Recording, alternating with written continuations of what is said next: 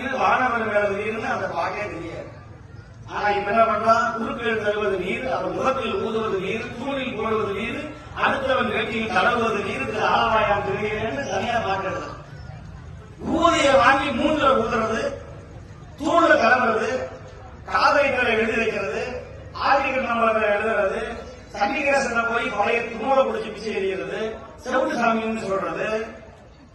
அது இல்லாம பூசம் வந்துருச்சு, காலபேரவர் வழிபாடு, பூசணிக்காய் கொண்டு போய் விளக்கு வைக்கிறது. இருக்கு 8 விட தன்மையாவது சாகணும். எங்க காட்டுல ஒரே கலாது 2 அடியை குடிச்சுட்டான்.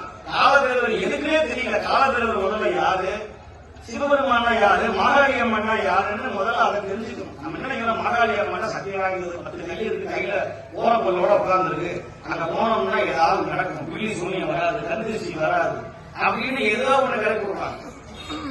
ஆனா காலம் அப்படின்னு சொன்னா விஷம்னு அர்த்தம். காலம் அப்படின்னா விஷம்.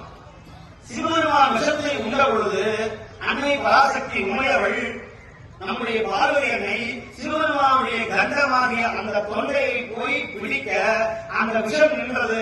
அதனால் சிவனுக்கு நீலகண்டம் என்று பெயர் வந்தது. அந்த நீலகண்டம் வந்ததுனால அம்பிகையினுடைய கை, அம்பிகையினுடைய நாக்கு காலம் என்கிற கருப்பு, இந்தியில காலான கருப்பு நடக்கும். அப்போ அந்த கண்டமானது அம்பிகையினுடைய கையும் அம்பிகையினுடைய நாக்கும் கருப்பாக மாறியது. நந்திய பெருமாள் நேரம் வந்து சுவாமி தொண்டையை நக்கினார். அதனால எல்லா மாட்டுக்கும் தொண்டை கருப்பாக வந்தது. பிரதோஷ அன்னைக்கு எல்லாரும் நந்திய பெருமாளுக்கு போய் அருகம்புலும் பச்சரிசி இருக்கிற வழக்கம் வந்தது. அப்போ அம்பிகைக்கு வந்தது அந்த காலம் என்ற பெயர், காளி என்ற பெயர் உருவானது. அம்பிகை நம்முடைய சிவபெருமானுடைய சடையில இருந்து வைரவர் தோன்றுகிற பொழுது அம்பிகையினுடைய ஞான வடிவாக தோன்றியவர்தான் அன்னை